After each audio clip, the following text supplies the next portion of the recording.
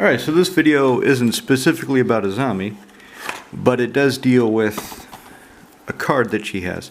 Basically what happened is somebody on MKM was looking at my listing for Mana Crypt. My poor, thrashed, beat to hell, water damaged, but signed and sleeve playable Mana Crypt. And he wanted some extra photos. And I thought, I'll do you one better. I'll do you one better there, mate. I'll make a video for you. So I'm going to make a video on showing off that Mana Crypt. There's my... I would like an English version. Even though the colors are richer for the Legends printings of... Italian printings of Legends. Even though the colors are richer in Italian. Because it's Italian, it's a richer language. I still like the English. I don't mind that washed out look because it reminds me of Revised. It reminds me when I started playing. So where's that Mana Crypt? So basically what he wants to do is he wants to see how sleeve playable it is. What are the limits of sleeve playability? So let's take that and let's take... Oh, this card is from about the same era. So let's take Daring Apprentice 2. Let's get a closer look at these. Right, so the Mana Crypt, you can see it's thrashed. You can see water damage. It's got these two bends. He asked about the bends. He asked what that's from. I can't really say. That the card must have been folded, compacted somehow. And to be fair, it doesn't really... It's a little bit weaker on this one.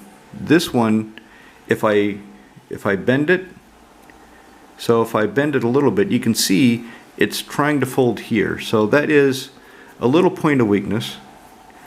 But you can also see, maybe, let me see if I can get the light here. There are no lines showing through. This is the Daring Apprentice.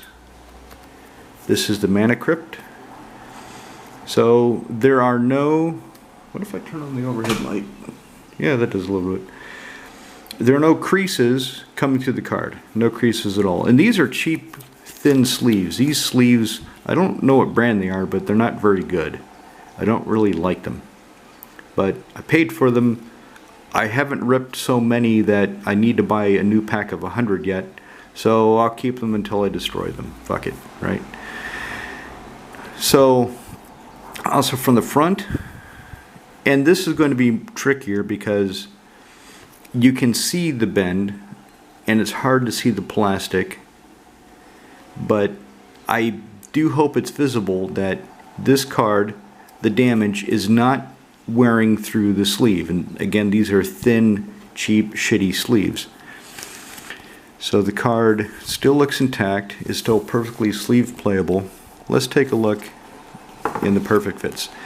And this is what's doing it, I think. I think the perfect fits, by creating a secondary layer of plastic, are preventing this damage from, as the sleeve is compressed on the card, there's a possibility if you have your deck packed tight that it could start wearing through. But the perfect fit will absorb all of that. Again, now it's really obvious which one's the Mana Crypt. Which one's the Daring Apprentice. Also, what does Mana Crypt represent? That's another question. So I put, while it's being listed for sale, and here's a sleeve.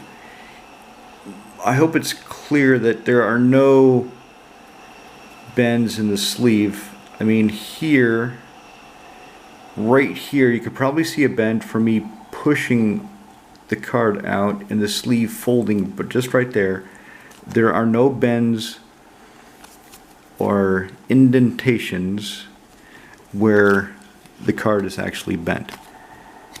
And you can see that if I do this, it's not folding, it's not bending along those lines, it's just bouncing back. Okay, this one, it is bending a little bit along that line. But this is still full thickness. It's not been thinned out by the water damage.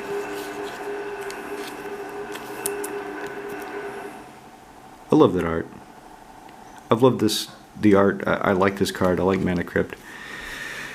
But to be honest, okay, so Azami is an Astruzna deck, and what I mean by that is Astruzna is where I go to play about once a quarter, and the lads there are fucking hardcore cutthroat.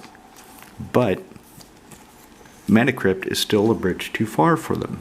Everybody has their limits. Everybody has their limits on where casual ends and competitive hardcore CEDH begins. Everybody has that edge.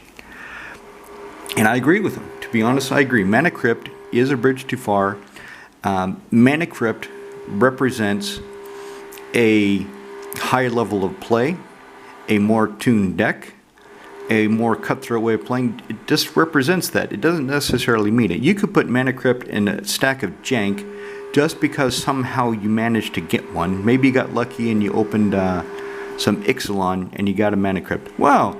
And you throw it in some janky deck with a fucked up mana base, no theme, but because you have Mana Crypt, and because of what it represents, it puts your deck at a higher level.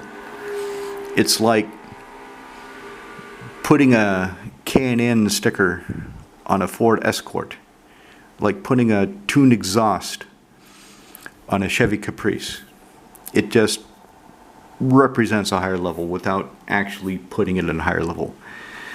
So with Azami, if I lose the Crypt, I'm going to have to think of what to take out for it. And to be honest, the only reason it's in here is because, well, I have one, and I want to play it. I like playing with my cards. Something a lot of people have commented on my various videos is I have a lot of expensive cards in a lot of janky decks. One guy put it that I have a $700 deck and I'm playing at a $70 level, and he's right. And the reason for that is most of my decks are for Prague. In Prague it's casual. Most of the lads lately have been playing either straight out of the box precons or tuned precons. And the precons today are good. The precons that Wizards is spitting out at us now are better than what I was making myself 10 years ago to try to catch up before the environment really got competitive. They're tuned, they're on target, they have synergy, all the cards have synergy and make sense. Some of the cards are not the best choice, but overall, the precons today are much better. And that's in Prague. In Astruzna, guys are playing more hardcore, more hard combo, unapologetically. They just go right for the combo, but still, Mana Crypt represents something else, another level, a level that they don't think they're playing at. I think they're playing at that level. It feels like they're playing at the level because I have Kenrith, and in Prague, he's a house. In Astruzna, he gets nowhere. I can't gain traction. I can't get fat. He doesn't go fast enough. Kestia. But to be fair, Kestia needed a lot of work. Last time I took her to Astruzna, she really fell on her face. But she was falling on her face in Prague until I tuned her up. I tuned her up last night, played her. My God, is she fun. She's got her Academy Rector now. I gave her that Enlightened Tutor that I took from Voya. I gave Voya and Idyllic Tutor in exchange for it because he's not looking for artifacts. She's not looking for artifacts either, but now she has 2 ways to find enchantments. But anyway, so if I drop Mana Crypt, what should I replace it with? What should I put in? She already has a Soul Ring and a Mana Vault. Zombie already has those. She already has her Sapphire Medallion. And if I'm losing fast mana, I should put in something that replaces it. Something else that provides fast mana, I think. Perhaps a Grim Monolith. I only own one Grim Monolith, and Kervik has it, and he's going to keep it because Kervik needs all the... That's something, is Kervik could have used a Mana Crypt, but I just didn't want to give it to him. I didn't want to put that in any Prague decks. So, okay, Nyx Lotus, but it comes into play tapped. If I play it in Tezzeret and just play it, maybe what I need for Azami is a manifold key. Manifold key is the upgraded voltaic key. It still costs 1. You still spend 1 untapped target artifact, but you can just, I think it's 3. You spend 3 and target creature becomes unblockable. Maybe that's what I should do. Something else interesting, liquid metal coating. What is it?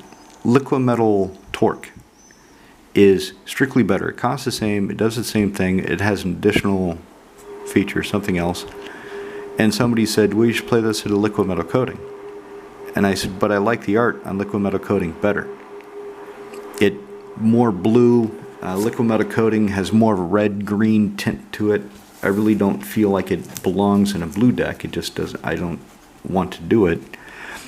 And he said that was gross. I.e., that was disgusting, that I think I like liquid metal coating better for the art. I don't understand that still. I think about it rarely, like right now, but it's kind of funny that he would think that's gross. So I'm just going through, I'm thinking of, the Mana Crypt presentation is over. I'm done with that. I will leave it in the deck until this gentleman actually purchases it, or somebody else does, at which point I will then need to replace it. And if I get the manifold key, so let's just take a quick look. What if I did manifold key? So it would untap Soul Ring, Nyx Lotus, Mana Vault.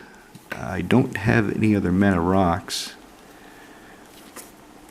But to make something unblockable, what do I care about making unblockable besides Cephalid Constable? And he makes everything unblockable, so, and then just opportunistic attacks, but I don't have any other creatures that have some kind of combat ability, some kind of combat trigger. The only creature I have with a combat trigger, damage trigger, is the Constable. But I can use the manifold key to make other things unblockable. See, there he is, Cephalid Constable. When he smacks one of my opponents, return up to X target permanents they have to their hand, where X is damaged. Then it could be lands. I could start bouncing lands back. He's only a 1/1, so need ways to make him bigger. I have the Sword of Light and Shadow in here. I have Sage of Fables, so if Sage of Fables comes out before he does, when he comes in play, he'll get a +1/+1 encounter because of Sage's ability. I have Sword of Light and Shadow, and I have Coat of Arms. That's it. That's what makes the Wizards. I could put a Vanquisher's Banner in here, but so far I've not, because Azami herself should be the card draw engine. So is there any other reason? So 3 mana rocks. Ring, Nyx Lotus, Mana Vault. Those are the things I would be untapping with Manifold Key, so I'm not sure it's worth it. I don't know if it's worth the slot. I need to maximize the slots. I need to really think about this. So, I'm not going to name you, but if you like this Mana Crypt and you want to buy it, I'm sure it'll go to a good home. I hope I've demonstrated that it's perfectly sleeve playable. The damage does not prevent you from playing it. I mean, it feels like a great Magic card. The signature is nice and clear. The water damage barely touched it. I don't know when it was water damaged. This is how I acquired it. Oh man, that Mark Teton art. Okay, so if you do buy it, then I have to think of